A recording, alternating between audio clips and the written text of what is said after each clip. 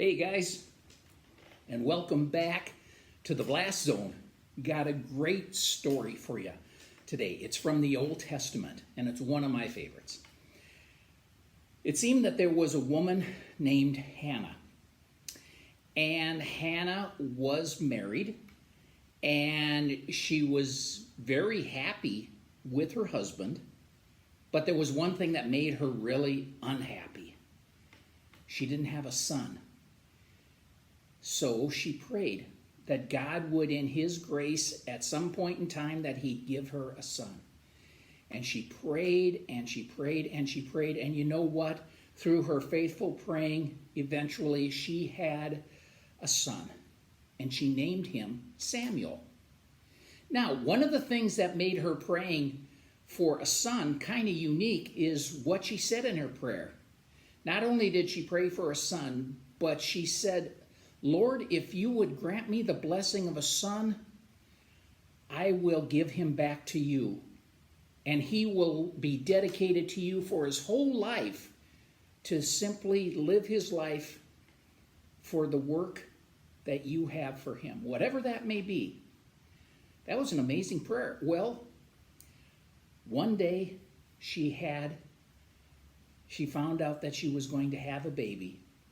And not long after that, that baby came. And sure enough, it was a little boy, and she named him Samuel.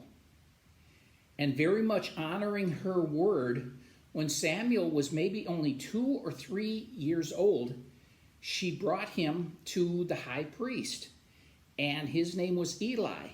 And she explained her prayer, and she explained what she was doing by bringing her very little boy to him. And so Eli took him under his care. Now, the Bible says that every year Samuel's mom came to visit, and she always brought him something very special to wear. Now, several years later after that is when our story takes place, and it's found in 1 Samuel chapter 3. And the story itself goes like this. We find out that the boy Samuel ministered before the Lord under Eli.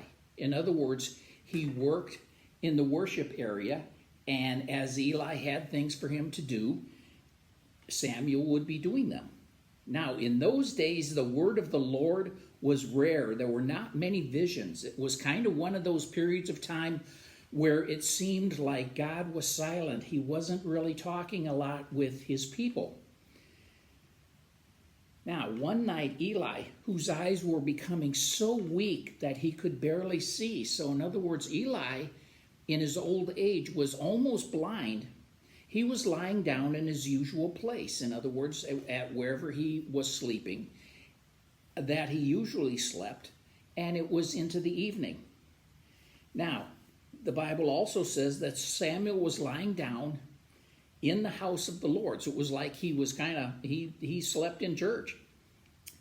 And then the Bible says something really cool. Then the Lord called Samuel. Now, Samuel heard a voice. And so he answered very quickly, "Here I am." And he ran to Eli, wherever Eli was laying down, and he said, "Here I am, you called me." Now, it's possible that Samuel doing this was actually waking Eli up, and he was trying to get some sleep, some rest. But Eli said, "I did not call. Go back and lie down." So Samuel went back to his bed, and he lay down. Then again, now this is the second time, the Lord called Samuel. And Samuel got up and again went to Eli and said, "Here I am. You called me." You know, you can almost hear him saying, "I heard you call. It's just you and me here, and I heard my name called." But again, Eli said, "No." He said, "My son, I did not call. Go back and lie down." Now, Samuel, as of yet, he did not understand what was happening. He hadn't had any real experience with the Lord. He hadn't gotten any kind of relationship with him. And God had not called to him before. So it was kind of a confusing time. And then the Bible says that a third time the Lord called Samuel. So again, very obediently, like he would always be, Samuel got up and he went to Eli and said, "Here I am. You called me." And then finally Eli understood what was happening, that Samuel wasn't hearing Eli calling, which was obvious because Eli wasn't the one calling. But all of a sudden it dawned on Eli who was calling, that there was somebody calling. It wasn't him, it was God. So Eli told Samuel, "Go and lie down. And if he calls you, say, 'Speak, Lord, for your servant is listening.'" So Samuel left Eli, went back to where he'd been sleeping, and he lay back down. And then the Lord came and stood there, calling as at other times, "Samuel, Samuel." And this time Samuel said, he answered to the Lord as Eli had instructed him, "Speak, for your servant is listening." Boy, you know, whatever your age, those are some of the best words that you can share with God. Say what you want, Lord. I'm here and I'm listening. But you know, a lot of times we think that God doesn't have any plans for us until we get older or go to more school or have more experience, things like that. But you know what? It was God that made you, and he made you perfectly, exactly the way he wants to, exactly the way he wants you to be. And you know what that means? That means that God has plans for you, plans that he has had in mind ever since he first had you in mind. Wow, isn't that cool? Now, it may be that God may not start giving you an idea of his plans for you until you are, in fact, older, or have had more school, or have had more experience. That may be how he works.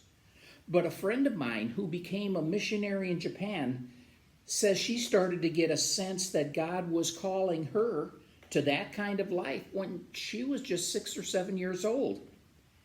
And I know for myself that I knew from a very young age that God wanted me in church work, just like what I'm doing now. Never feel, no matter how old you are or how young you are, never feel like you can't be doing things for God. Even now, at whatever age you're at, God can use you. So whenever you are praying to God, just tell him that. Whenever he is ready to use you, you are ready to be used for him. Just like Samuel, speak, for your servant is listening. I love you guys. You take care, have a great week, and we'll be back in the blast zone before you know it. God bless, guys. Bye-bye.